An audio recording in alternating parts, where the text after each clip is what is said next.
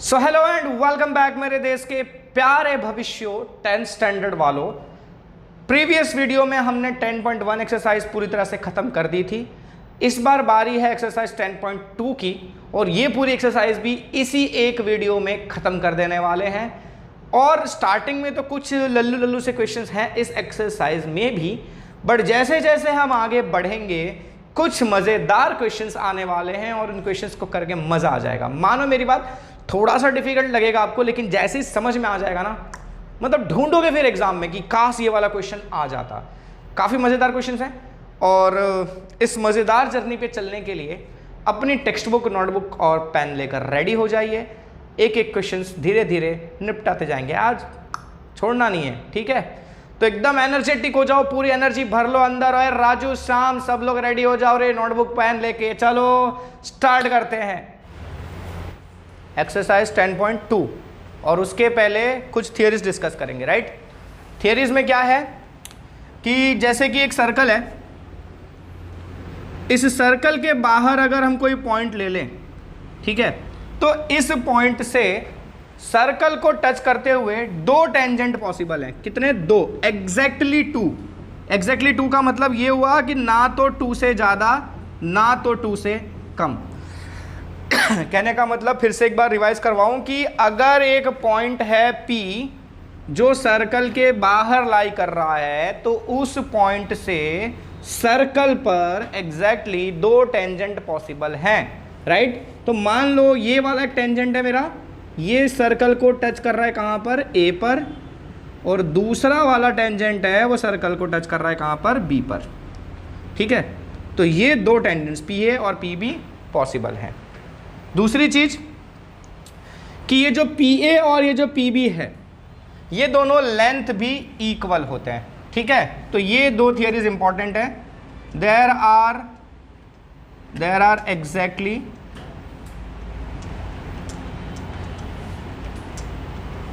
two tangents to a circle from a given point outside the circle। एक ये हो गया। दूसरी चीज, the length of tangents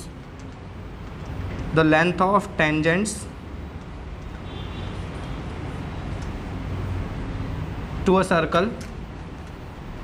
circle from a common point is same,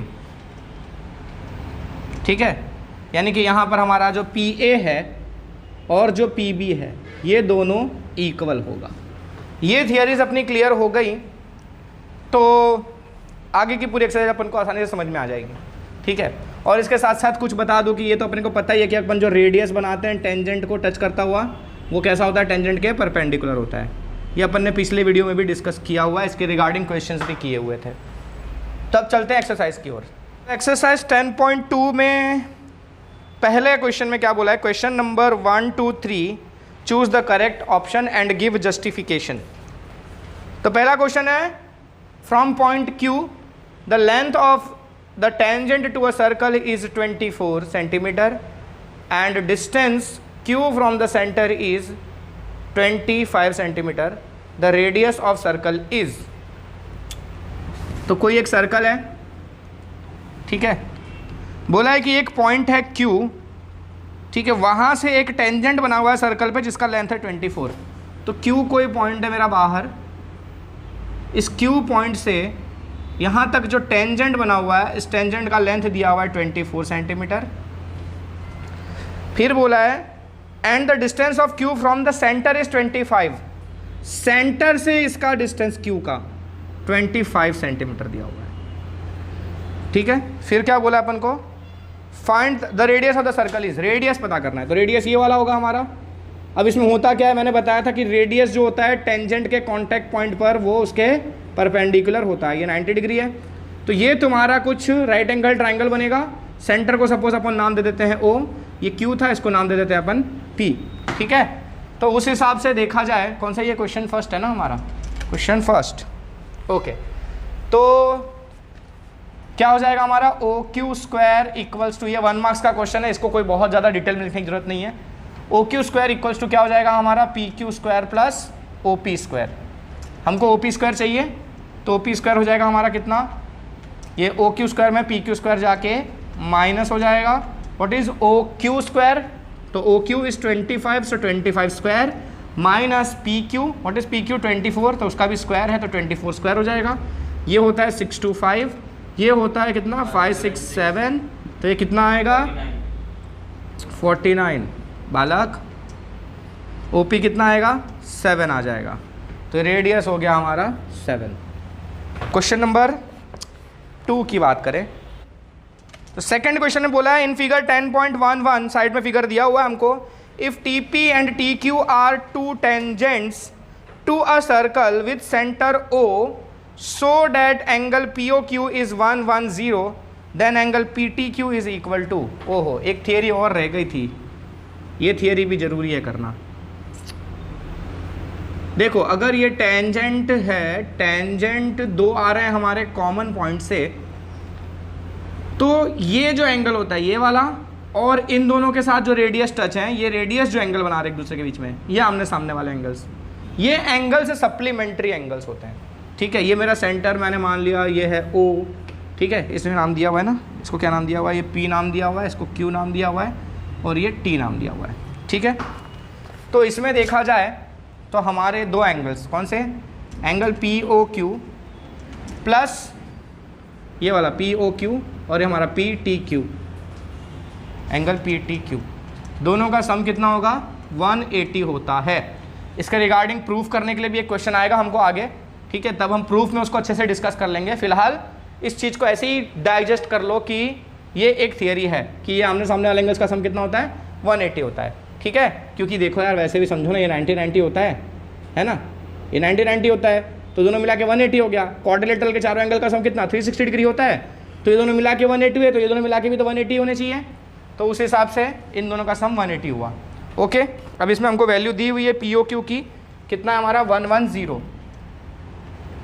plus angle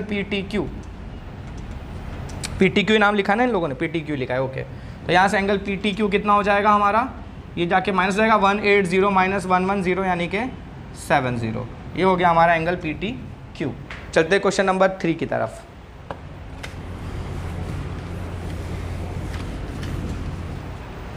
question number 3 में क्या है,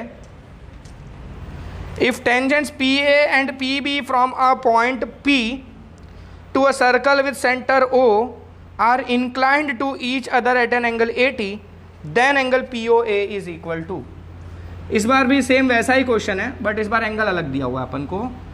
बोला है कि दो टेंजेंट्स हैं PA और PB, ठीक है, P पॉइंट से PA और PB, ये दो टेंजेंट्स हमारे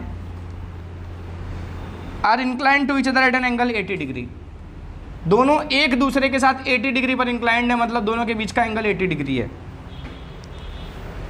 then angle POA is equal to, ठीक है, POA, तो ये हमारा सेंटर O, ठीक है, और ये A, तो POA मतलब कौन सा एंगल आएगा, ये वाला एंगल आएगा POA। ठीक है, ये अब कैसे निकलेगा, ये निकलेगा कुछ ऐसे, देखो ये जो ट्राइंगल्स बनते हैं, ये ट्राइंगल्स हमारे कॉन्ग्रुएंट ट्राइंगल्स हैं, मैं ऐसा कह सकता हूं। कैसे कह सकता हूं, देखो PA और PB टेंजेंट्स हैं, दोनों कॉमन पॉइंट्स हैं, तो ये दोनों तो इक्वल ही होंगे। फिर ये दोनों देखो रेडियस है OA और OB, इस ट्राइंगल में OA और इस ट्राइंगल में OB है, तो दोनों रेडियस ही, तो ये दोनों भी इक्वल हैं। और ये दोनों ट्राइंगल्स में कॉमन साइड है, तो उस हिसाब से ये वाला ट्राइंगल और ये वाला ट्राइंगल दोनों कॉन्ग्रुएंट हो गए। और अगर दोनों कॉन्ग्रुएंट हो गए तो बाय सिम्प्लिसिटी हम ये कह सकते हैं कि ये दोनों एंगल्स भी कॉन्ग्रुएंट है, और दोनों एंगल्स कॉन्ग्रुएंट है मतलब हम क्या कर सकते हैं, ये वाले एंगल को, ठीक है, ये वाले को मैं इस पूरे का आधा बोल सकता हूँ, क्योंकि इन दोनों का जो सम होगा उसका आधा करूँगा तो ये मिलेगा, है ना, दोनों सेम है। तो हम पहले से ये जानते हैं इस एंगल को तो हम फाइंड कर ही सकते हैं। कैसे फाइंड कर सकते हैं भाई, अपने को पता है angle APB plus angle A O B equals to होता है कितना 180 डिग्री। इसमें से ए पी बी की वैल्यू है हमारे पास कितनी है 80 degree, angle A O B and that is equals to 180। So angle A O B हो जाएगा हमारा, ये 80 जाके माइनस हो जाएगा तो कितना होगा 100 डिग्री। तो ए ओ बी ये पूरा तुम्हारा 100 डिग्री है। अब क्या बोला है तुमको एक्चुअली पी ओ ए, ये वाला एंगल खाली इतना पता करना है। तो हमारा एंगल पी ओ ए जो है वो कितना होगा, half of angle A O B, यानी कि हाफ ऑफ 100। सो आएगा कितना आंसर 50 डिग्री। ये हो गया क्वेश्चन नंबर 3। बात करें क्वेश्चन नंबर 4 की। तो क्वेश्चन नंबर 4 में प्रूफ करना है, proof that the tangents drawn at the ends of a diameter of a circle are parallel. Tangents drawn at the ends of diameter मतलब हमारा ये एक सर्कल लेना है, सर्कल का डायामीटर, डायामीटर के एंड्स पर जो दो टेंजेंट्स बन रहे हैं, इन टेंजेंट्स को हमें आपस में पैरेलल प्रूफ करना है। तो नाम दे देते हैं अपन इन टेंजेंट्स को, let this tangent be A B and this one be named as P Q and let your diameter is M N, right. This is your centre O. तो हमारा एम एन डायामीटर है। अब अगर M N diameter है उस हिसाब से मेरा ओ एम जो है वो रेडियस होगा, और ओ एम रेडियस है, और हमने ये पढ़ा है कि जो रेडियस होता है वो टेंजेंट के परपेंडिकुलर होता है eight the point of contact. तो ये वाला एंगल मेरा 90 डिग्री बन जाएगा, ठीक है। तो मैं बोल सकता हूँ कि O M is perpendicular to A B. फिर सेम केस यहाँ पर भी एप्लीकेबल होगा कि मेरा जो ओ एन है वो परपेंडिकुलर होगा पी क्यू के। अब ये मेरा एम ओ एन एक ही तो लाइन है, तो मैं ऐसा कह सकता हूँ कि मेरा जो एम एन है वो ए बी के परपेंडिकुलर है, या ए बी एम एन के परपेंडिकुलर है, ये दोनों कह सकते हैं हम। साथ ही साथ हमारा पी क्यू भी एम एन के परपेंडिकुलर है। अब अगर ये भी इसके परपेंडिकुलर है और ये भी इसके परपेंडिकुलर है, मतलब ये दोनों आपस में पैरेलल हो जाएगा। तो हमको इसको इसी तरह से प्रूव करना है, ठीक है।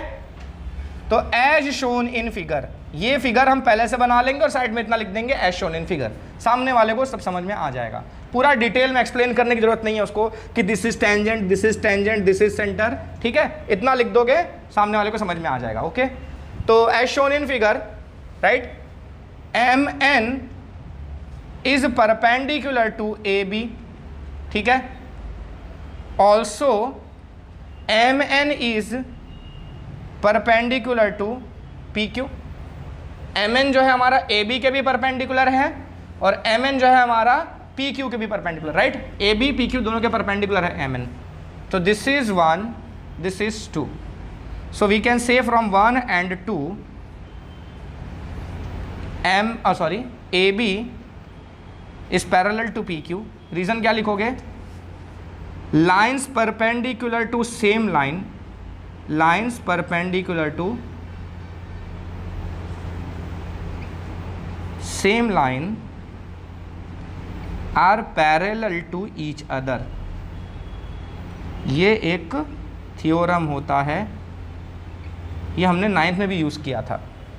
Lines perpendicular to same line are parallel to each other. अगर दो लाइनें एक ही लाइन को परपेंडिकुलर हैं तो ये आपस में पैरेलल होती हैं। चलते हैं क्वेश्चन नंबर 5 की तरफ, मिटा देते हैं इसको।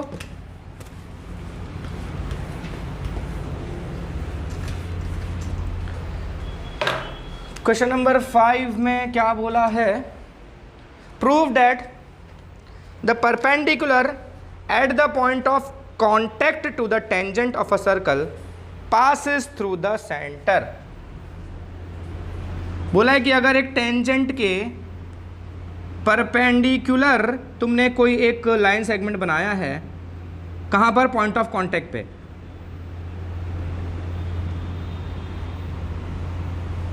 ये पॉइंट ऑफ कांटेक्ट है, इस जगह पे तुमने इस टेंजेंट के परपेंडिकुलर अगर कोई लाइन बनाई तो डेफिनेटली वो सेंटर से ही पास होगी, ये प्रूव करना है।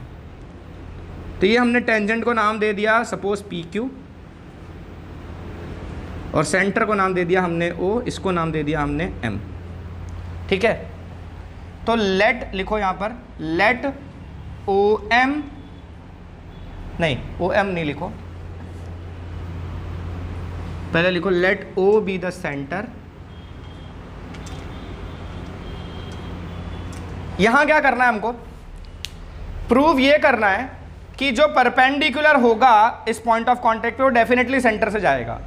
इसे करने के लिए हम उल्टा लेंगे, हम एक और लाइन ले ले रहे हैं परपेंडिकुलर, ठीक है, और हम ऐसा मान रहे हैं, ठीक है, कि वो जो लाइन है वो m पर है, टच कर रही इस टेंजेंट को, साथ ही साथ हमने ये माना कि वो इसके परपेंडिकुलर है, ठीक है, परपेंडिकुलर है, और हम ये कह देते हैं कि मान लो कि वो O से पास नहीं हो रही, वो किसी और पॉइंट से पास हो रही है। प्रूव ये करना है कि अगर परपेंडिकुलर है तो डेफिनेटली O से पास होगी। हम पहले से ये लेके चल रहे हैं कि एक ऐसी लाइन पॉसिबल है जो कि सेंटर से भले ना पास हो रहा है लेकिन इसके परपेंडिकुलर हो सकता है। हम फिर इस एजम्पशन को, जो एजम्पशन हम ले रहे हैं, हम इस एजम्पशन को बाद में गलत साबित करेंगे, और जब हम इस एजम्पशन को गलत साबित कर देंगे तो हमको समझ में आ जाएगा कि नहीं, ऐसा पॉसिबल ही नहीं है। इसका मतलब डेफिनेटली यहां से जो लाइन होगी परपेंडिकुलर वो सेंटर से ही पास होगी। क्लियर है? तो हम ले रहे हैं एक दूसरा पॉइंट O डैश और मानते हैं कि ये एक परपेंडिकुलर है, ठीक है, O डैश M Q के, सॉरी M Q के या P Q के, जो भी बोलो। तो consider a point O dash, consider a point O dash such that O dash M is perpendicular to PQ if possible। अगर पॉसिबल है तो हमने ये एज्यूम किया कि O डैश एक ऐसा पॉइंट है कि O डैश M PQ के परपेंडिकुलर हो सकता है, right. Also we know OM is radius of the circle।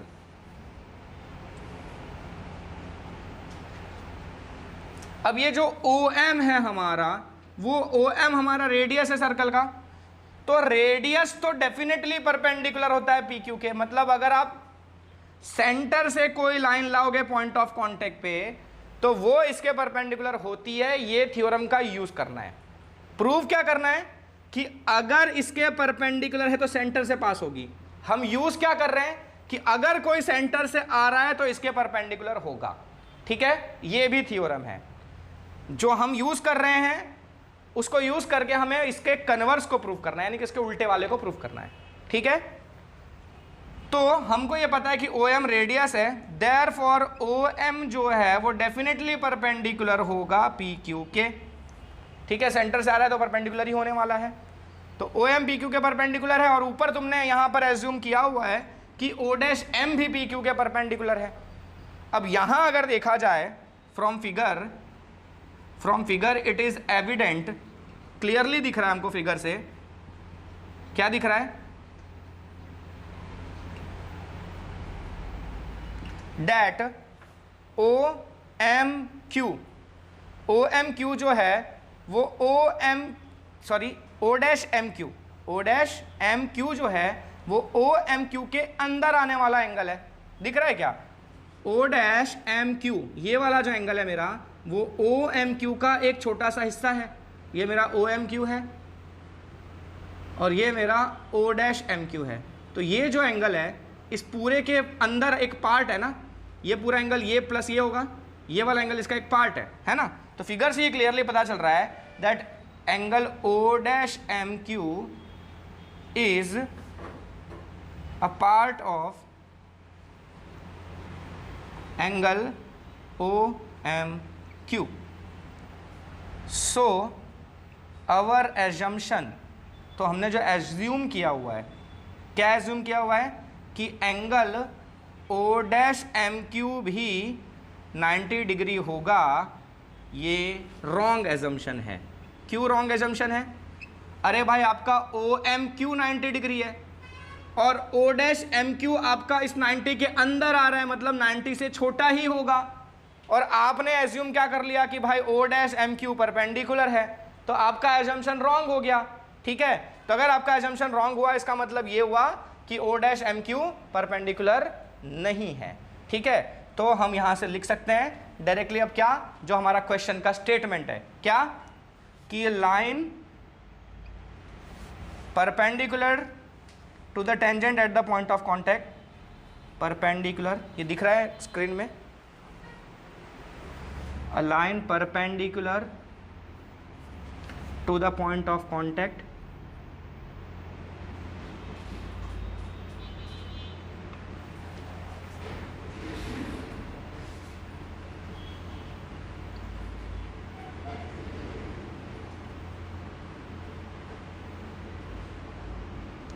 Is, इसके बाद की चीज़ आगे, इसको मिटाने के बाद, क्योंकि वो उसके आगे की चीज़ नीचे नहीं दिखने वाली है, इज, सॉरी इज नहीं,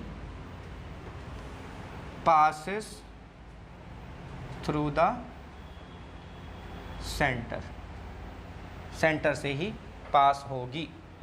question number 6, the length of tangent from point A at a distance 5 centimeter from the center of the circle is 4 centimeter. Find the radius of the circle। तो लल्लू सा क्वेश्चन है भाई, पीछे हमने कर लिया हुआ है ऑलरेडी ऐसा ही क्वेश्चन। इसमें ये बोला है भैया एक सर्कल है, सर्कल के सेंटर से एक पॉइंट है, उस पॉइंट की दूरी कितनी है, पढ़ेंगे फिर से। Length of tangent from point A at a distance 5 centimetre from centre. तो सेंटर से इस पॉइंट का डिस्टेंस 5 सेंटीमीटर दिया हुआ है, और उस टेंजेंट की लेंथ बोली हुई है तुमको कितनी, टेंजेंट की लेंथ है भाई कितनी, 4 सेंटीमीटर है, 4 सेंटीमीटर है। तो रेडियस फाइंड करो, यानी कि ये वाला फाइंड करो। तो सेम ऐसे क्वेश्चन हमने किया था, चलो इसको नाम दे देते हैं ओ पी क्यू। तो 90 डिग्री कौन सा बनता है, ये वाला बनता है। तो तुम्हारा O P square equals to हो जाएगा भैया O Q square plus P Q square. चाहिए तुमको ओ क्यू, तो ओ क्यू स्क्वायर हो जाएगा कितना, ये पी क्यू जाके माइनस हो जाएगा इसमें, तो कितना होगा O P square minus P Q square हमारा। What is O P, 5, so 5 का स्क्वायर माइनस 4 का square, 25 minus 16 9, so O Q आ गया 3। ये भी कोई क्वेश्चन है कराने जैसा। चलते हैं अगले क्वेश्चन पे। क्वेश्चन नंबर 7 की बात करें तो क्वेश्चन नंबर 7 में बोला है 2 concentric circles are of radii 5 centimetre and 3 centimetre. Concentric circle, same centre वाले सर्कल, एक का रेडियस है 3 सेंटीमीटर, एक का रेडियस है 5 centimetre. Find the length of the chord of larger circle which touches the smaller circle. बड़े वाले circle का एक कॉर्ड जो छोटे वाले सर्कल को टच करके जा रहा है, मतलब बड़े वाले सर्कल का जो कॉर्ड है वो छोटे वाले सर्कल का टेंजेंट हो गया। ठीक है, बोला है इस कॉर्ड का लेंथ निकालना है तुमको। ओके, ये दिया हुआ है तुमको रेडियस छोटे वाले सर्कल का कितना, 3 सेंटीमीटर ना, ये 3 सेंटीमीटर दिया हुआ है। बड़े वाले सर्कल का रेडियस बोला है कितना है भाई, 5 सेंटीमीटर है। तो मैं उसको कहीं भी बना सकता हूँ, लेकिन मैं कहीं भी नहीं बनाऊंगा, मैं उसको यहाँ बनाऊंगा, क्योंकि यहाँ बनाने से भैया कुछ फ़ायदा है।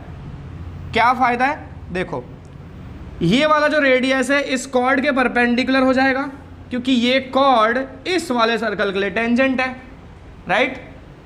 अब ये 90 डिग्री है, ये तुम्हारे पास है, ये तुम्हारे पास है, तो ये मिल जाएगा क्या, और अगर ये मिल जाएगा तो इसका डबल करोगे तो ये पूरा कॉर्ड मिल जाएगा। तो कॉर्ड को अपन नाम दे देते हैं पहले ए बी, ये है हमारा सेंटर ओ, और जहाँ पर ये टच कर रहा है इस पॉइंट को नाम दे देते हैं एम। तो अपन लिखेंगे as shown in figure.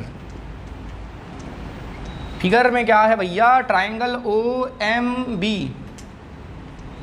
Triangle O M B, in triangle O M B angle M is 90 degree. तो उस हिसाब से O B square equals to O M square plus B M square होगा, और ओ बी है तुम्हारा 5, so 5 का square, O M है तुम्हारा 3, तो 3 का स्क्वायर, इससे मिलेगा बी एम स्क्वायर। सो बी एम स्क्वायर हो जाएगा कितना भाई, 25 माइनस 9 यानी कि 16, डायरेक्टली लिख रहा हूँ मैं। सो यहाँ से बी एम मिल जाएगा हमको कितना, 4, बी एम मिल गया 4। तो ए बी जो है हमारा वो 2 टाइम्स ऑफ बी एम होता है। तो 2 टाइम्स ऑफ बी एम कितना है तुम्हारा 4 है, तो ए बी हो जाएगा भैया हमारा 8। ठीक है, यूनिट्स है सेंटीमीटर है, सेंटीमीटर लिखा है तो सेंटीमीटर लिख देते हैं, 8 सेंटीमीटर। चलें अगले क्वेश्चन पे, चलो जल्दी चलते हैं। तो क्वेश्चन नंबर 8 की बात कर लेते हैं।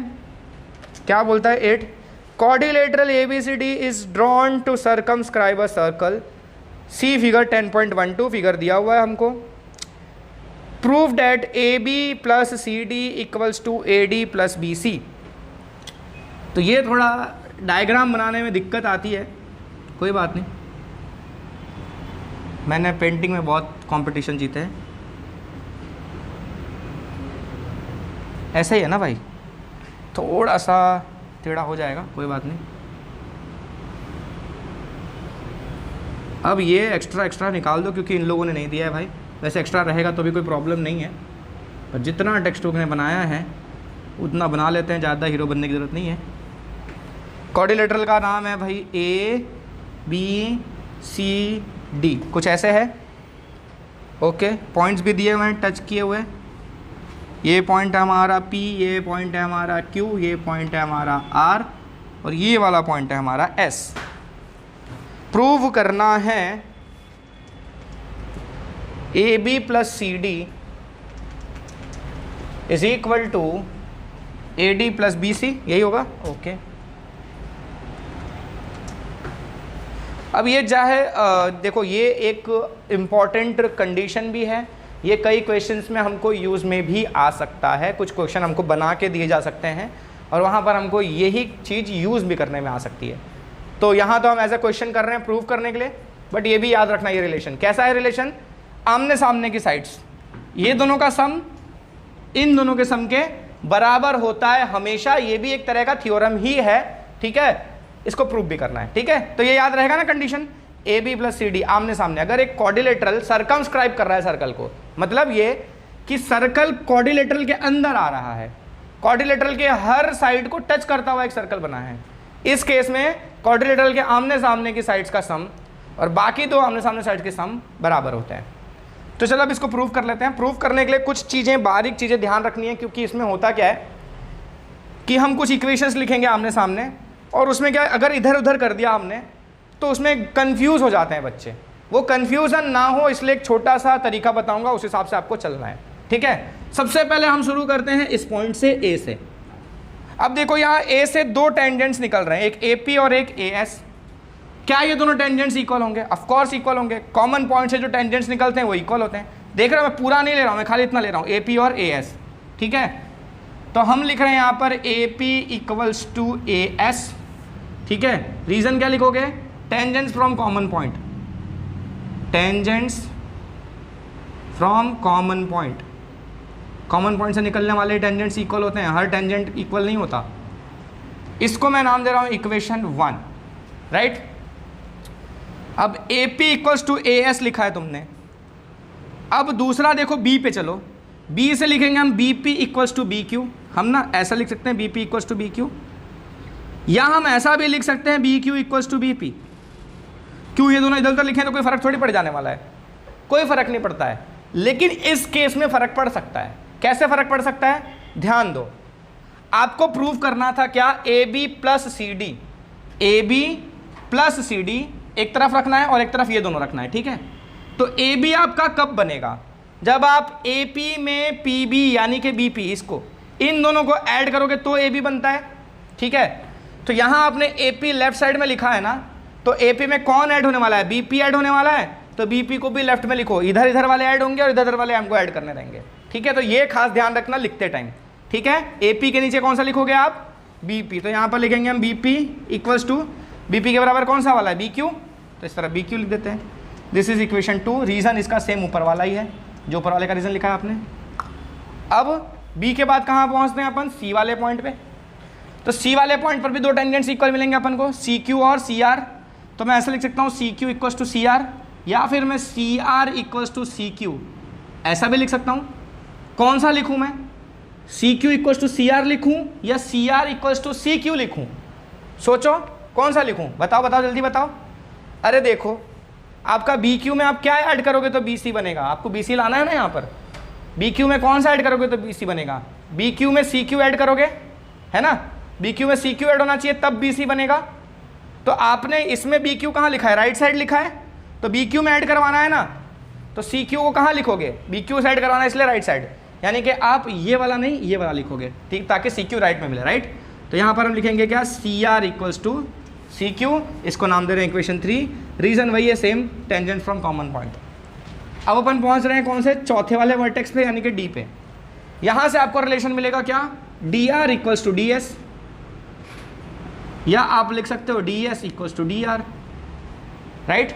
कौन सा यूज़ करोगे, इस तरह से लिखना है किस तरह से लिखना है, देख लेते हैं। अपन को लाना क्या है भाई, आपको सी डी बनाने के लिए क्या करना पड़ेगा, सी आर में डी आर ऐड करना पड़ेगा।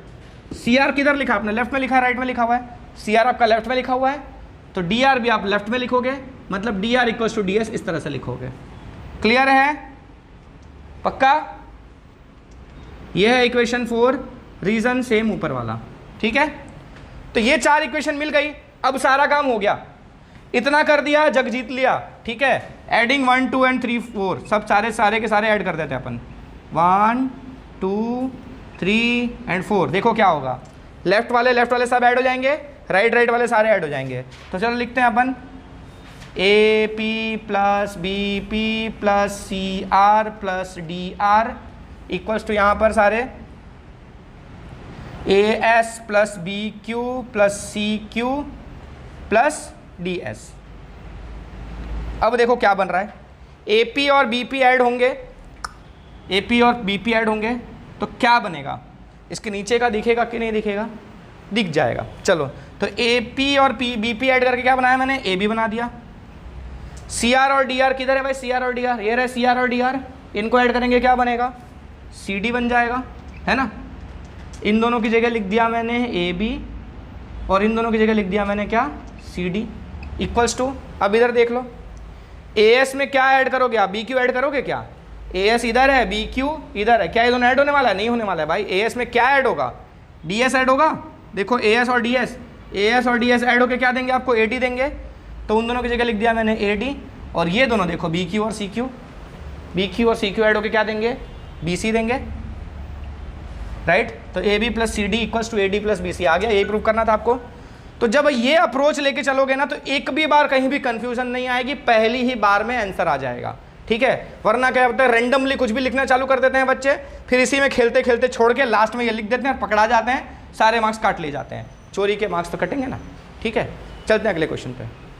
चलो तो क्वेश्चन नंबर 9 पे आ गए हैं अपन। क्या बोलता है 9th भाई, इन फिगर 10.13, तो फिगर है, फिगर बना लेते हैं अपन। ये सर्कल है, ये पैरेलल टेंजेंट्स है, थोड़ा साइड से बनाना चाहिए, गैप नहीं रहेगा बाजू में।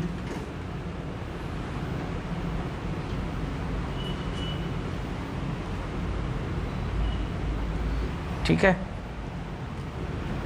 फिर एक लाइन ऐसी टच करती हुई जा रही है,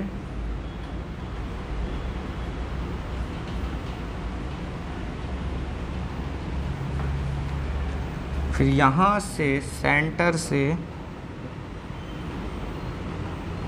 यहाँ, फिर यहाँ, ये है x y x dash y dash o, हो ये भी है,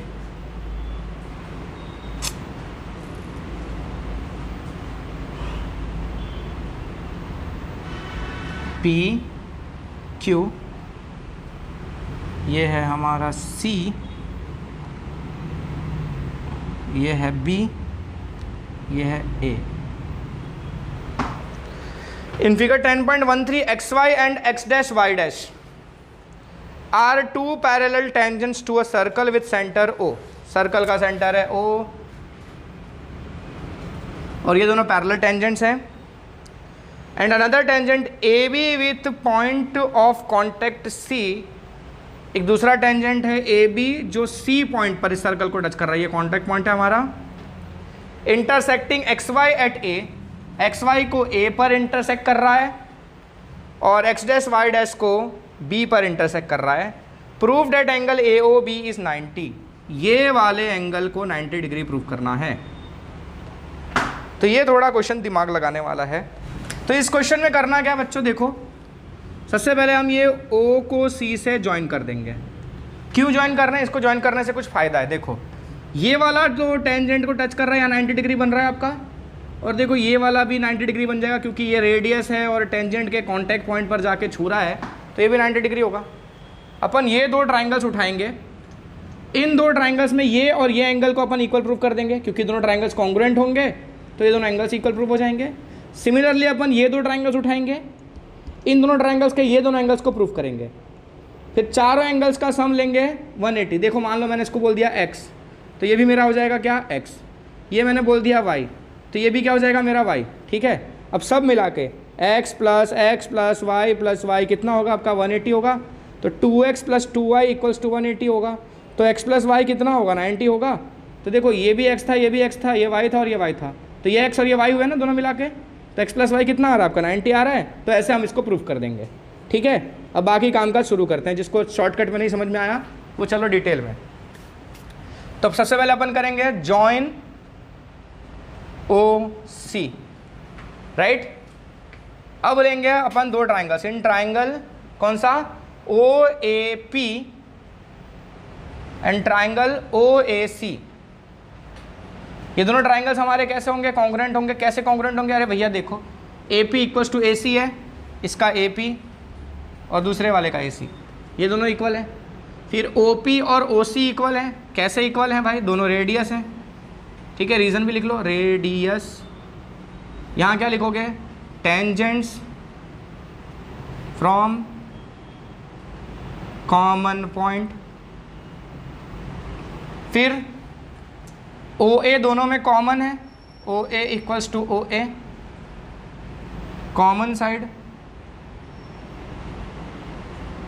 है कि नहीं है। OA इस ट्राइंगल में भी आ रहा है और OA इस ट्राइंगल में भी आ रहा है। कौन से दो ट्राइंगल चुने पता चल रहा है कि नहीं चल रहा है। ये वाला ट्राइंगल और ये वाला ट्राइंगल। ठीक है, अब कौन सा क्राइटेरिया भाई, SSS क्राइटेरियन। ठीक है, triangle OAP is congruent to triangle OAC, therefore हम लिख सकते हैं कि एंगल कौन सा, POA and COA, right. Angle POA is equal to angle COA। तो let their measure be x। ठीक है, तो दोनों मेरे x हो गए, इसको मैंने लिख दिया x, इसको मैंने लिख दिया x। अब दूसरे के लिए कर लेंगे अपन, कौन से ट्राइंगल्स, सिमिलरली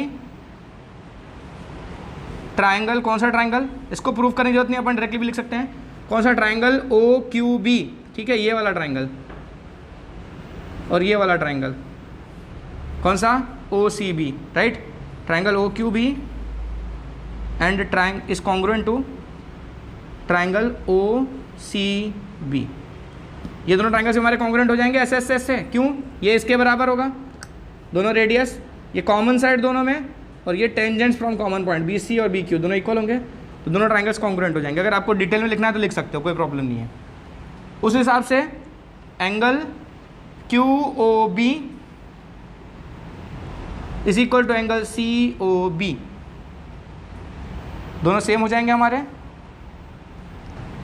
तो लिख दो let their measure be y। इन दोनों का मेजरमेंट हम y ले रहे हैं, मतलब ये मैंने लिया x, ये भी हो गया मेरा x क्योंकि दोनों सेम थे, ये y और ये भी y, राइट। इतना लिखने के बाद पॉज करके लिख लो, फिर मिटा रहा हूँ मैं। इसके बाद क्या होगा, ये वाला ये चारों एंगल दिख रहा है ना, हमारा एंगल POQ, पूरा POQ ये पूरा एक लाइन बना रहा है। कितना है हमारा 180 है, और ये POQ किससे 1 2 3 4 इन चारों एंगल का मिला के बना हुआ है। तो ये वाला एंगल मेरा x है, ये वाला एंगल भी मेरा x है, ये मेरा y है, ये y है, सब मिलाकर कितना है मेरा 180 डिग्री है। तो यहाँ से 2x + 2y = 180 हुआ, 2 कॉमन ले लिया तो x + y 180, तो x + y की वैल्यू कितनी हो जाएगी हमारी, फिर 2 जाके उसको उड़ा देगा तो 90 आ जाएगा। x + y 90 है, मतलब देखो ये x है और ये y है ना, तो मैं इसको लिख दूँ ऐसा कि x + y की वैल्यू क्या हो गई हमारी, एंगल AOB = 90 डिग्री हो गया। तो ये हमारा प्रूव हो गया। Question number 10, prove that angle between two tangents drawn from an external points to a circle is supplementary to the angle subtended by the line segment joining the points of contact at the centre. कई बार होता है question पढ़ के समझ ही नहीं आता है कि करना क्या है, और अगर कोई बता दे कि ये करना है तो एकदम लल्लू लगने लगता है। ठीक है, तो कभी एक ही तरीका है भाई, क्वेश्चन को थोड़ा ध्यान से रीड करो, शांति से रीड करो। बोला है कि prove that the angle between two tangents drawn from an external point to a circle. तो भाई एक सर्कल है, फिगर बनाते चलो शांति से, तो कुछ चीज़ें क्लियर होती जाएंगी। एक्सटर्नल पॉइंट से हमको 2 टेंजेंट्स बनाने हैं एक सर्कल पे, बोला है। ठीक है, तो एंगल बिटवीन टेंजेंट्स, इन टेंजेंट्स के बीच का जो एंगल है, ठीक है, ये वाला angle is supplementary to the angle subtended by the line segment joining the points of contact at the centre. तो पॉइंट ऑफ कॉन्टैक्ट तो ये हैं दोनों, और इन दोनों को सेंटर से ज्वाइन करती हुई लाइन सेगमेंट क्या होगी, रेडियस होगी। तो बोला है कि ये जो एंगल है टेंजेंट्स के बीच का एंगल, इन दोनों के बीच वाले एंगल के साथ सप्लीमेंट्री है, मतलब ये और ये दोनों का सम 180 डिग्री है, ये प्रूव करना है। जो पीछे मैंने बताया जब एक क्वेश्चन कर रहे थे अपन कि ये होता है, हम आगे प्रूव करेंगे इसको, वहाँ हमने as a theory directly use कर लिया, यहाँ अब उसके प्रूफ की बारी है। चलो भाई इस सेंटर को नाम दे दो O, उस पॉइंट को नाम हमने P दे ही दिया हुआ है, इसको A और इसको B नाम दे देते हैं। ठीक है, ओके, तो ये एंगल और ये एंगल सप्लीमेंट्री कैसे प्रूव होगा, उसके लिए देखो ये वाला एंगल हमको पता है कितना है, 90 डिग्री होता है क्या, है ना। ये रेडियस पॉइंट ऑफ कांटेक्ट में 90 डिग्री और ये भी 90 डिग्री, और हमको ये भी दिख रहा है कि ये जो AOBP ये वाला जो है एक क्वाड्रिलेटरल है। ठीक है, तो लिखते हैं अपन इन क्वाड्रिलेटरल, भैया क्वाड्रिलेटरल का सिंबल ऐसा होता है OAPB, angle O plus angle A plus angle P plus angle B, सब मिलाकर कितना होगा भाई, 360 डिग्री होगा। इसमें से आपका A और B तो 90 डिग्री है, तो चलो भैया ये 90 डिग्री लिख लेते हैं इसको, O को ऐसे ही लिखो, एंगल P ऐसे ही लिखो, B भी तुम्हारा 90 डिग्री है भाई, this is equal to 360 degree, ये दोनों मिला के 180 हो जाएगा। यहाँ लिखते हैं angle O plus angle P plus 180 degree equals to 360 degree. तो यहाँ से angle O plus angle P, ये क्या लिख दिया भाई, एंगल P इक्वल्स टू, या वहाँ जाके माइनस हो जाएगा, 360 माइनस 180 यानी कि 180 डिग्री हो गया।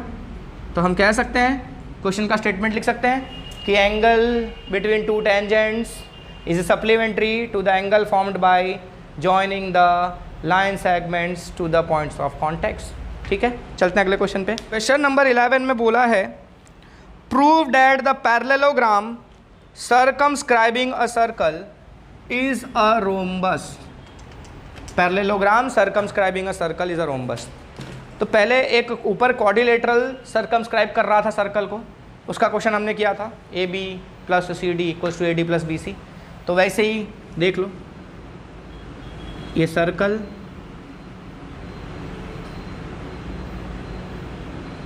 सीधा बनने के लिए पैरेललोग्राम बनाना है हमको।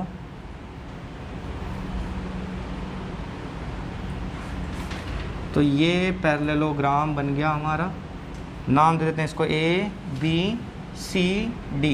तो बोला है कि अगर कोई पैरेललोग्राम सर्कल को सर्कमस्क्राइब कर रहा है, जैसे पीछे क्वाड्रिलेटरल वाला था क्वेश्चन, वैसे ये भी सर्कमस्क्राइब कर रहा है, टच करता हुआ जा रहा है पैरेललोग्राम को हर पॉइंट पर ये सर्कल, और सर्कल अंदर भी है, इसको कहता है सर्कमस्क्राइबिंग। तो ये जो क्वाड्रिलेटरल है, अगर ये पैरेललोग्राम है तो ये रोम्बस होगा, ये प्रूव करना है आपको। ठीक है, कि parallelogram circumscribing a circle is a rhombus. और रोम्बस क्या होता है भाई? रोम्बस मतलब जिसमें चारों साइड्स इक्वल हो, ठीक है। अब वो भले स्क्वायर ही क्यों ना हो जाए, स्क्वायर भी हो जाएगा तो भी क्या फ़र्क पड़ता है, रोम्बस तो है ही हुआ, है ना।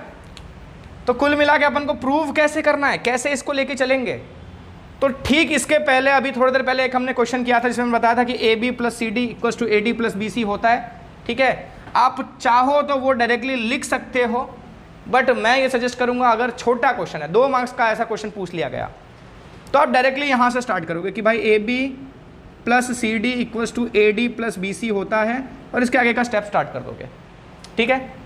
और नहीं ज़्यादा मार्क्स का क्वेश्चन है तो बेहतर है कि पूरा का पूरा स्टेप लिखा जाए, तो मैं सारे के सारे स्टेप्स लिख के बताऊँगा, ओके। सब कुछ वैसे ही करना है जैसा हम पहले कर रहे थे, जितना जो हमने पिछले वाले क्वेश्चन में किया था इस तरह के, वही सारे स्टेप्स यहाँ भी फॉलो करने हैं। तो स्टार्ट करेंगे अपन कहाँ से, ए से, ठीक है। ए से स्टार्ट करेंगे तो आपका, अच्छा सॉरी नाम देना पड़ेगा ना यहाँ पर, इसको नाम दो पी क्यू आर और एस। सो हम लिखेंगे A P equals to A S, ये है इक्वेशन 1, राइट, इक्वेशन 1। और साथ ही साथ रीज़न क्या लिखोगे आप, टेंजेंट्स फ्रॉम कॉमन पॉइंट। अब सेम ए पी और इक्वल्स टू ए एस लिखा, आप चाहे कहाँ पर अपन बी पर, बी से ये दोनों मिलेंगे इक्वल, बी पी और बी क्यू। कौन सा लिखूँ, ए पी के नीचे बी पी वाला, B P equals to B Q. Second reason same as above. Then third वाला कहाँ से, सी से स्टार्ट होगा, सी क्यू और सी आर वाला होगा, है ना। सी क्यू किधर आएगा, इधर पी क्यू के लिए, सॉरी बी क्यू है ना, बी क्यू के साथ सी क्यू को सेट करना है ना, तो सी क्यू वाला इधर लिखेंगे सी क्यू, और इधर लिखेंगे क्या, सी आर। ये है हमारा थर्ड रीज़न सेम। फोर्थ के लिए चलेंगे अपन डी पे, तो डी आर और डी एस सेम होगा।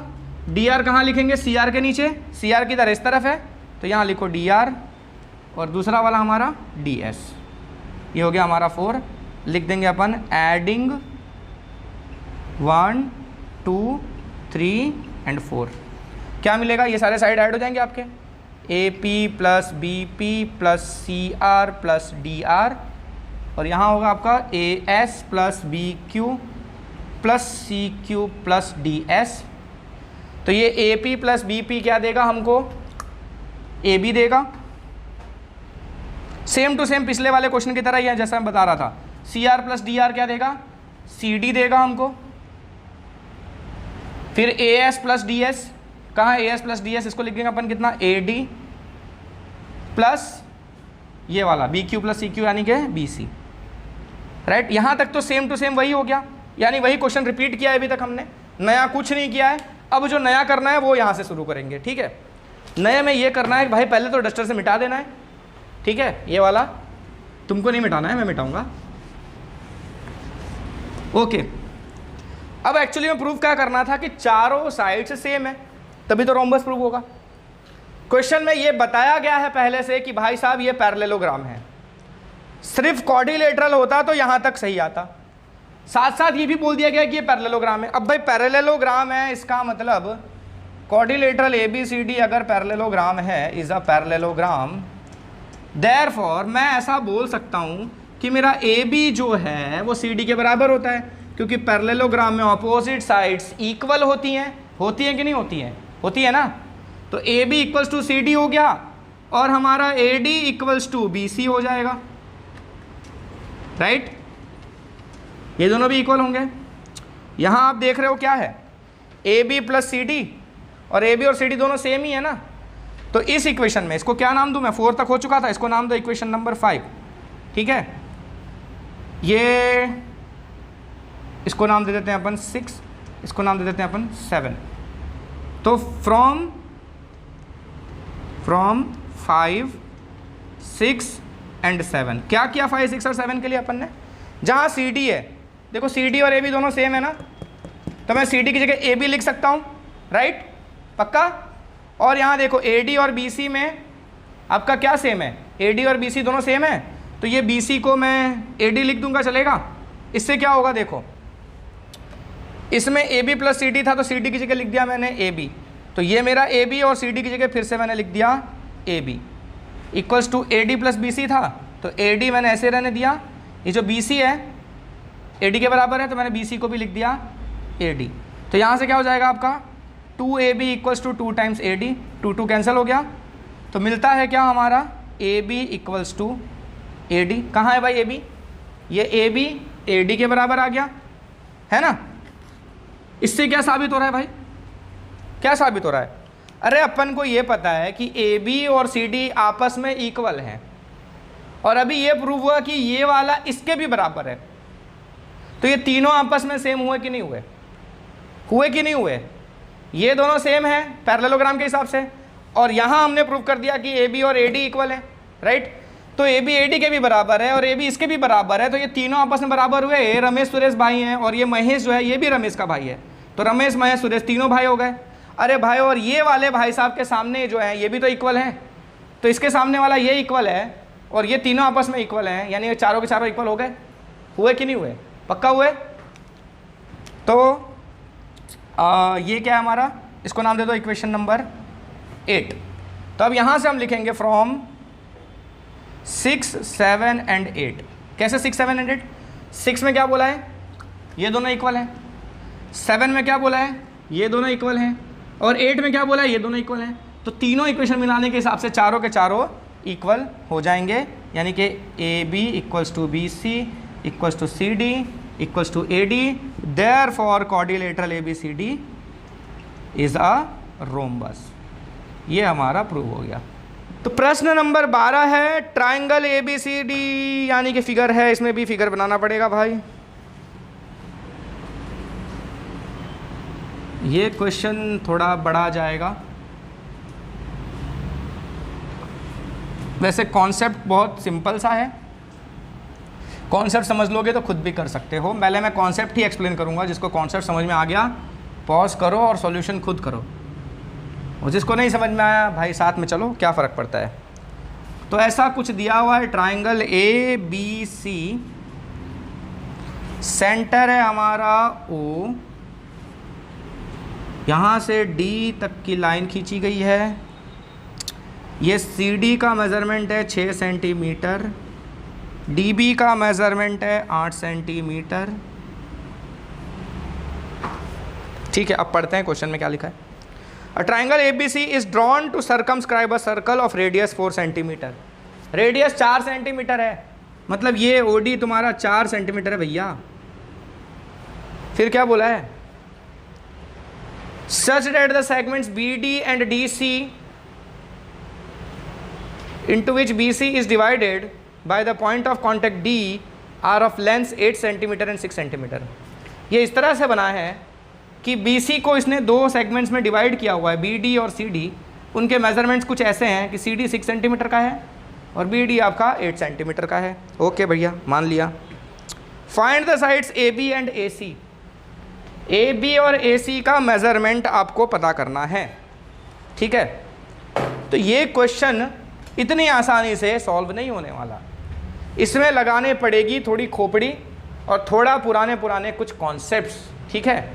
क्या कॉन्सेप्ट्स लगाने पड़ेंगे? देखो देखो देखो देखो, पहले तो ये मार्कर लेंगे, नहीं ये नहीं लेंगे, ये वाला मार्कर लेंगे। अरे भाई तू क्यों गिर रहा है? हम क्या करेंगे, इन पॉइंट्स को ज्वाइन करो, ये भी तो परपेंडिकुलर्स होंगे, ये रेडियस बराबर है। साथ ही साथ कुछ और करना है, कुछ और, जैसे कि ये वर्टेक्स से जोड़ दो, इसको यहाँ जोड़ो, इसको यहाँ जोड़ो। और ऐसा क्यों किया गया है बताता हूँ। देखो, जब इसको और इसको मैंने जोड़ा, OA और OC को, तो देख रहे हो एक ट्राइंगल बन रहा है OAC, ये ट्राइंगल बन रहा है। फिर देखो एक और ट्राइंगल बन रहा है OBA, ये वाला, ठीक है, ये एक ट्राइंगल बन रहा है। साथ ही साथ OCB, ये भी एक ट्राइंगल बन रहा है, राइट। हमको क्या करना है, इन तीनों ट्राइंगल्स के एरियाज को निकालना है और उनको ऐड करना है। ऐसा करने से क्या होगा, ये ट्राइंगल के एरियाज को ऐड करोगे तो क्या तुमको पूरे ABC का एरिया मिलेगा? पूरे ABC का एरिया। ओके, तो साइड में ABC का एरिया निकालना है इस तरह से, फिर वापस से ABC का ही एरिया निकालेंगे लेकिन एक दूसरे तरीके से। ठीक है, दूसरा तरीका कौन सा? दूसरा तरीका हम लगाएंगे हेरोन्स फॉर्मूला, जो कि हमने 9th स्टैंडर्ड में पढ़ा था। उससे क्या होगा, देखो ये वेरिएबल है आपका गायब टर्म है, ये भी आपका गायब टर्म में वेरिएबल है। ठीक है, तो ये सारे वेरिएबल के टर्म्स में आपका एक बार फिर से एरिया मिलेगा, लेकिन वो हेरोन्स फॉर्मूला की मदद से। ठीक है, तो इस वाले एरिया में भी आपके वेरिएबल्स रहेंगे, और आपने टोटल एरिया ये 3 पार्ट्स करके जो निकाले थे वो भी एरिया है, और हेरोन्स फॉर्मूला से भी एरिया मिला है। इनको आमने सामने हम इक्वेट करेंगे तो इन वेरिएबल्स की वैल्यूज हमको मिल जाएंगे। कॉन्सेप्ट समझ में आ रहा है? यही कॉन्सेप्ट हमको अप्लाई करना है। चलो शुरू करते हैं अपन। सबसे पहले अपन क्या करेंगे, चलो देखते हैं क्या करेंगे। देखो ये 6 सेंटीमीटर का है क्या CD, तो मैं ये नहीं कह सकता क्या कि ये वाला भी 6 सेंटीमीटर का होगा, इतना होगा कि नहीं होगा। अच्छा, इसका टेक्सचर का कुछ नाम दिया है? नहीं दिया है, तुमने खुद ही बनाया ना? हाँ, नहीं दिया है। चलो अपन नाम दे देते हैं कुछ भी। ये D नाम दे दिया मैंने, इसको मैं E नाम दे देता हूँ, मैं इसको F नाम दे देता हूँ। क्लियर है?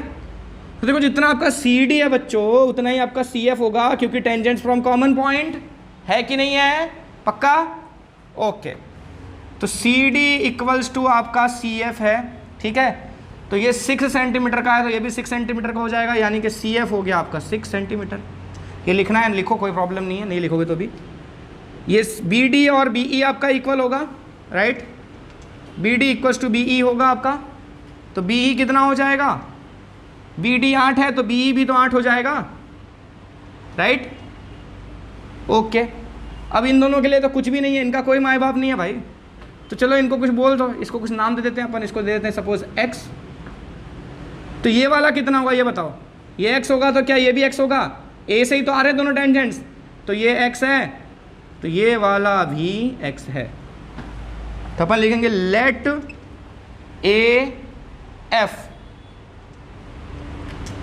AF equals to X, this implies AE also equals to X। तो अब मुझे बताओ बच्चों AC का मेजरमेंट कितना होगा? ये X है और ये 6 है, तो ये पूरा मिला के X + 6 होगा क्या? बिल्कुल होगा जी। AC आपका कितना होगा? X + 6 हो जाएगा। क्यों निकाल रहा हूँ ये सारे मेजरमेंट्स? ट्राइंगल का एरिया निकालना है ना, तो साइड से ये रहेंगे ना भाई। वैसे ही देखो AB का मेजरमेंट कितना होगा आपका? X + ये कितना है आपका? ये 8, ये भी 8 था, तो X + 8 हो जाएगा आपका। AB हो गया X + 8। BC कितना है? BC है हमारा 6 + 8 यानी कि 14। तो ये तीनों साइड्स के मेजरमेंट हैं हमारे पास, राइट? वेरिएबल फॉर्म में है एक, ये 2 वेरिएबल फॉर्म में, एक पूरे के पूरे फॉर्म में मिल गया। ठीक है, ओके, चलते हैं आगे। ये लिख लिया। अब इसको ना थोड़ा सा ऐसे एडजस्टमेंट करते हैं। अपन को निकालना है क्या? Area of triangle ABC। ठीक है, ABC का एरिया 3 ट्राइंगल्स के एरियाज का सम होगा। कौन से 3 ट्राइंगल्स के एरियाज का सम?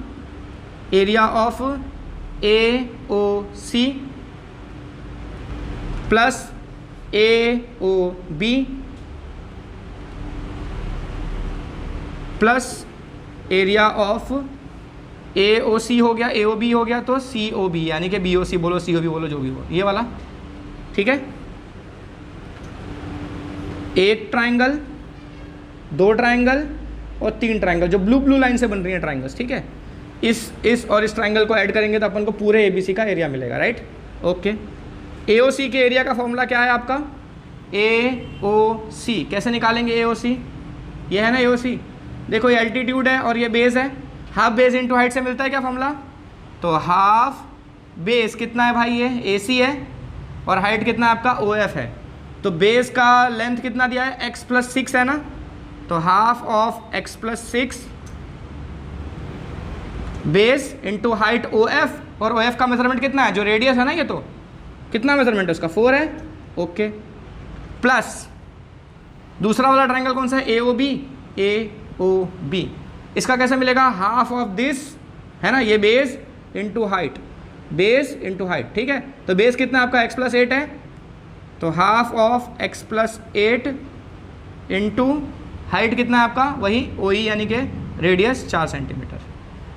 ठीक है, इसको हटा ही देते हैं यार, खाली फुकट कचरा फैला रहा है ये।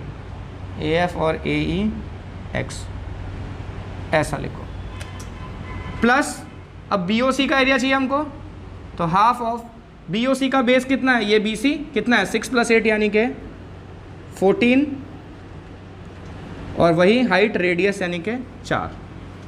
ठीक है, इसको भी ऐसा 4 ही लिख दो। चलो तो क्या है, इसको देख लेते हैं अपन सॉल्व करके। ये 2 और 2 कट जाएगा तो कितना आएगा, ये कट के 2 बन जाएगा ना, तो 2x + 12 हो जाएगा ये।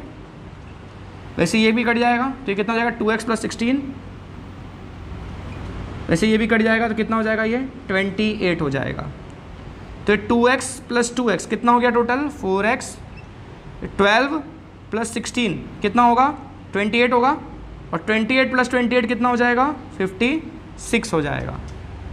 यानी आपका जो एरिया है ABC का, area of ABC is equals to कितना हो जाएगा हमारा 4x + 56, और चाहो तो इसमें से 4 कॉमन ले लो तो कितना आएगा x + 14। इसको हम लिखेंगे एक जगह साइड में, ये हमारे अभी काम का है। Area of ABC is 4x + 14। इसको मैं यहाँ साइड में लिख देता हूँ, area of ABC is equals to 4x + 14, क्योंकि इसको मुझे मिटाना है ना अभी। ओके, तो एक तरीके से ABC का एरिया आपको मिल चुका है, जो 3 पार्ट्स करके बोले थे। दूसरा तरीका क्या है, हेरॉन्स फॉर्मूला लगाएंगे, बराबर है। तो इसको मैं मिटा रहा हूं। तो हेरॉन्स फॉर्मूला हमने पढ़ा हुआ था छोटी क्लास में। उसके लिए हमको सबसे पहले सेमी पैरामीटर यानी कि S निकालना रहता था, और उसका फॉर्मूला क्या था सेमी पैरामीटर का, A + B + C/2, यानी कि तीनों साइड्स के सम को डिवाइड करेंगे 2 से, राइट। तो तीनों साइड्स, चलो सबसे पहले ये वाला क्या है भाई आपका x + 6 है, ठीक है। A + B, दूसरा वाला क्या है 6 + 8 यानी कि 14 है, ओके। तीसरा वाला साइड क्या है x + 8 है, ओके। तो ये तीनों को डिवाइड करेंगे अपन किससे 2 से, तो अपन को s मिल जाएगा। चलो देख लेते हैं कितना आता है।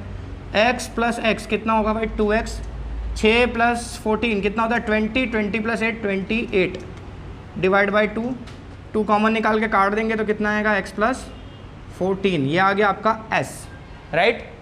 एरिया का फॉर्मूला क्या था, हेरॉन्स फॉर्मूला के हिसाब से एरिया कैसे मिलता है, √s × s - a × s - b × s - c। पढ़ा था ना 9th में, अब नहीं पढ़ा था तो भाई तुम्हारी तकलीफ है। हाँ सिलेबस में तो था, पढ़ा था कि नहीं पढ़ा था उसकी गारंटी नहीं है। तो s × s - a, s - b, s - c। चलो भाई s लिख देते हैं। कहाँ है s, ये रहा x + 14 है, बढ़िया गुड।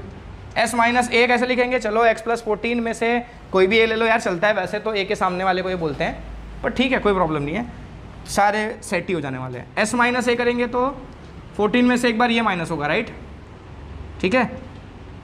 14 - x + 6 है ना। अब ऐसे लिख दोगे, ठीक है, ब्रैकेट लगा के लिखना ध्यान से, ठीक है। खाली ऐसे ही ये -x + 6 मत लिख देना, गड़बड़ हो जाएगी। क्यों, पूरे x + 6 को माइनस कर रहे हैं हम, ठीक है। तो 14 में से x + 6 ऐसे ब्रैकेट लेके माइनस कर रहे हैं, ठीक है। फिर s - b के लिए क्या करेंगे, s कितना है आपका, सॉरी s ये है x + 14 है ना, x + 14 है s, रुक जा भाई रुक जा, s - a कितना है हमारा x + 6, फिर s - b, तो b दूसरा क्या है हमारा x + 8 है, इंटू s - c, तो है ये 14। फर्दर अगर इसको देखें तो कितना आएगा √, ये x + 14 ऐसे ही रहेगा, ठीक है। इसको खोलेंगे तो क्या होगा, ये -x और ये -6 हो जाएगा, राइट।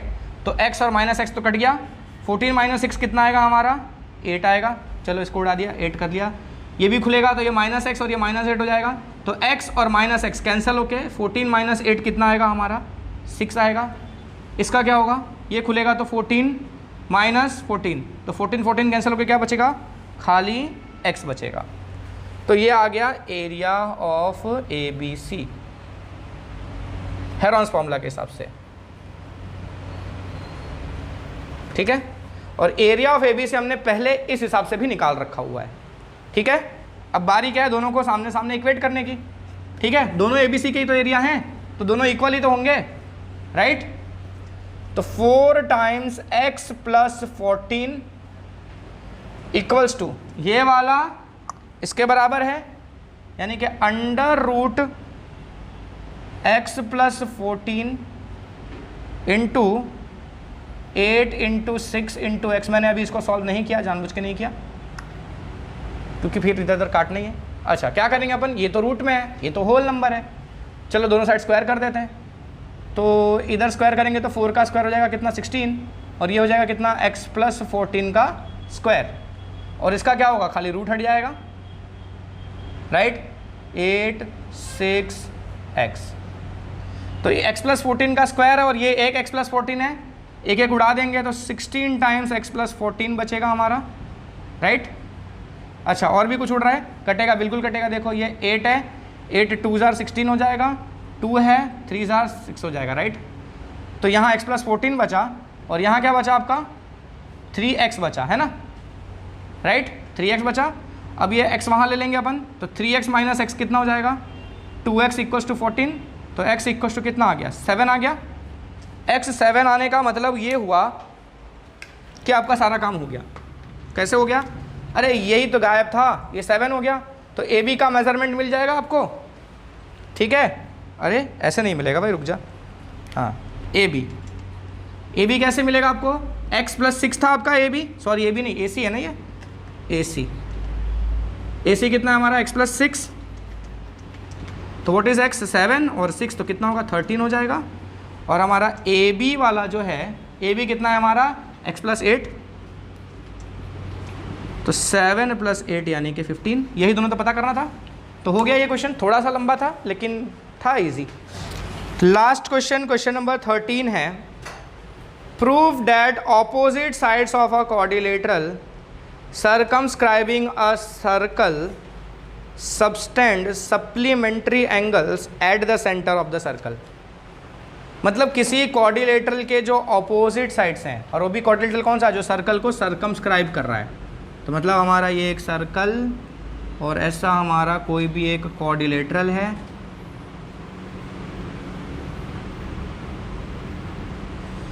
ये क्वाड्रिलेटरल के जो ऑपोजिट साइड्स हैं, मतलब ये आमने सामने के साइड्स, सेंटर पर जो एंगल सब्सटेंड करेंगे वो एंगल्स सप्लीमेंट्री एंगल्स होंगे, ये प्रूव करना है अपने को।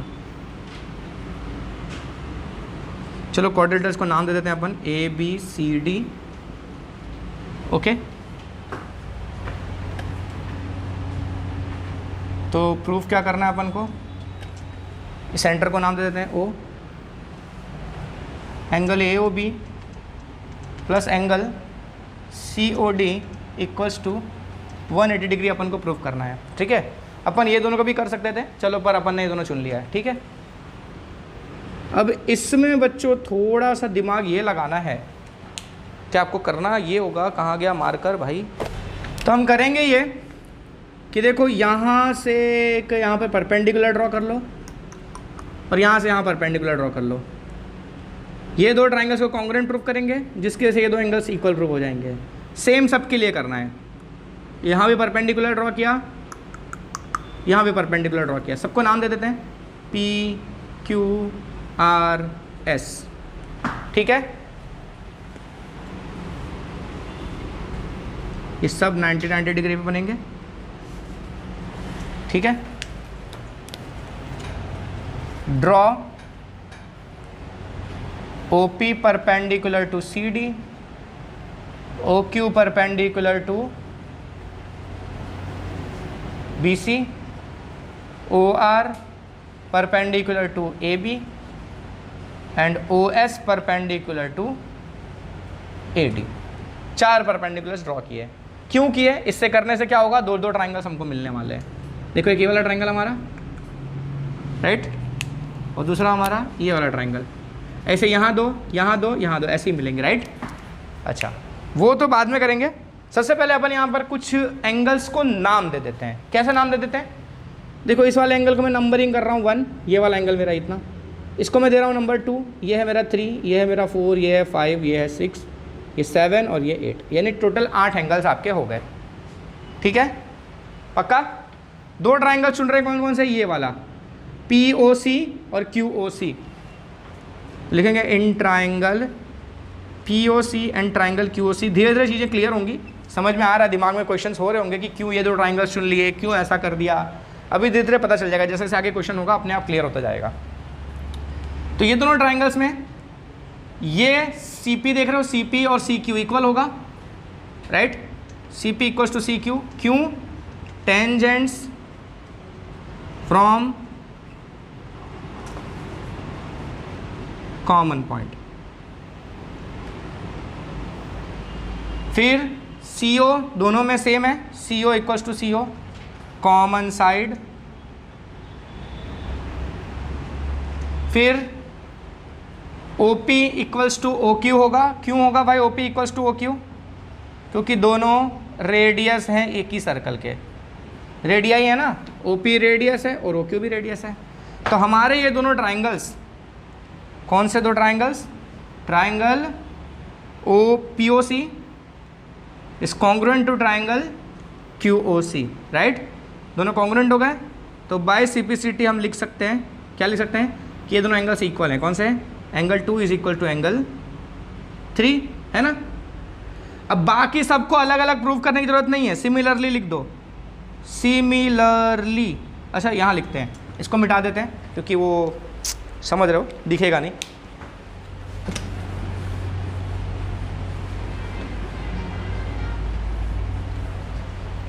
इसको भी गायब कर। तो तुम्हारा 2 और 3 बराबर हो गया भाई साहब, 4 और 5 बराबर हो जाएगा। ठीक है, similarly angle 4 is equal to angle 5, है ना? ये दोनों इक्वल हो गए। 6 और 7 इक्वल हो जाएंगे, एंगल 6 इक्वल्स टू एंगल 7, और 8 और 1 इक्वल हो जाएंगे, एंगल 8 इक्वल्स टू एंगल 1। और ये तो था ही हमारा एंगल 2 इक्वल्स टू एंगल 3 था ही, पहले ही था। इसको थोड़ा ऊपर लिख लेता हूँ मैं, राइट? क्यों किया है ऐसा? क्या होगा देखो देखो देखो देखो, हमको क्या प्रूव करना है? ये वाला एंगल, एंगल COD और एंगल AOB दोनों मिला के 180 है, ये प्रूव करना है। ये दोनों सप्लीमेंट्री है ना? यानी कि अपन को कुल मिला के ये प्रूव करना है कि 1 + 2 angle 1 + 2 plus angle 5 plus angle 6, right? ये मिला के 180 लाना है ना? ये पूरा क्या है? 1 और 2 को मिला के है, और ये वाला ये कैसे 5 और 6 मिला के है, तो 1 + 2 5 + 6 मिला के 180 होना चाहिए, ये प्रूव करना है, राइट? अच्छा, अब ये तो पता है कि ये सारे एंगल्स का सम 360 डिग्री होगा क्योंकि ये पूरा सर्कल बन रहा है, तो वो लिख लेते हैं पहले अपन, angle 1 plus angle 2 plus angle 3 plus angle 4 plus angle 5 plus angle 6 plus angle 7 plus angle 8 equals to कितना होगा? 360 डिग्री होगा। सारे ऐड करके 360 डिग्री होगा। पर हमको रखने कौन कौन से हैं? सिर्फ 1 2 5 6। क्लियर है? क्योंकि हमने ये 2 चुने हैं ना, जो चुना है उस हिसाब से सेट करो। तो 1 2 5 6 रखना है आपको, तो 1 रखना है, 2 रखना है, 5 रखना है, 6 रखना है। तो कौन से उड़ाने रहेंगे? 3 4 7 और 8 को उड़ाना रहेगा, राइट? तो कैसे उड़ाएंगे? 3 के बराबर कौन है भाई? 2 है, तो ये 3 की जगह पे क्या लिख देंगे अपन? 2, है ना? तो ये 1 को ऐसे ही छोड़ो, 2 को ऐसे ही छोड़ो, 3 की जगह क्या लिख दोगे? एंगल 2। 4 को भी उड़ाना है, 4 की जगह क्या लिख सकते हैं अपन? 4 की जगह क्या आएगा? 5 आएगा, तो लिख दिया एंगल 5। ये 5 को रखना ही था, 6 को भी रखना ही था, ओके। 7 और 8 को उड़ाना है, तो 7 के बराबर कौन है? 6 है, तो 7 की जगह लिख दिया एंगल 6। और 8 की जगह कौन आएगा भाई? एक मिनट, ओहो हो, एंगल 6 और 7 की जगह क्या लिखेंगे अपन? वहाँ भी एंगल 6, और 8 की जगह लिखेंगे angle 1, and that is equal to कितना हो जाएगा हमारा? 360 डिग्री, है ना? अब देखो एंगल 1 कितनी बार है? 2 बार है, तो 2 टाइम्स एंगल 1, 2 टाइम्स एंगल 2, 2 भी 2 बार होगा, 5 भी 2 बार है ना? 2 टाइम्स ऑफ एंगल 5 प्लस 6 भी 2 बार है, तो 2 times of angle 6 equals to कितना हो जाएगा? 360 डिग्री। अब सब में से 2 कॉमन ले लेंगे अपन, तो angle 1 plus angle 2 plus angle 3, sorry 3 नहीं, एंगल 5 ना, एंगल 5 दिख रहा है ना, 2 सब में से कॉमन लिया तो एंगल 1, एंगल 2, एंगल 5 और एंगल 6 बचा, इक्वल्स टू 360 डिग्री होगा हमारा। ये 2 जाके उसको उड़ा देगा, तो angle 1 plus angle 2 plus angle 5 plus angle 6 equals to कितना हो जाएगा हमारा 180। और ये 1 प्लस 2 कितना है आपका, ये वाला है ना, एंगल COD, और 5 प्लस 6 कितना है आपका, एंगल AOB, ठीक है, इक्वल्स टू हो गया 180। तो यही प्रूव करना था अपन को, हो गया। तो समझ में आया कि क्यों इस तरह से डिवीजन किया था, क्वेश्चंस को आसान करने के लिए। अगर AOB COB इस तरह से करके लिखने बैठते तो इतना बड़ा बड़ा लिखा जाता ना कि खुद ही अंदर घूमने लग जाते, ठीक है। तो ये सबसे सही तरीका है। तो यहाँ ये चैप्टर ख़त्म हो जाता है, मिलते हैं नए चैप्टर के साथ नए वीडियो में।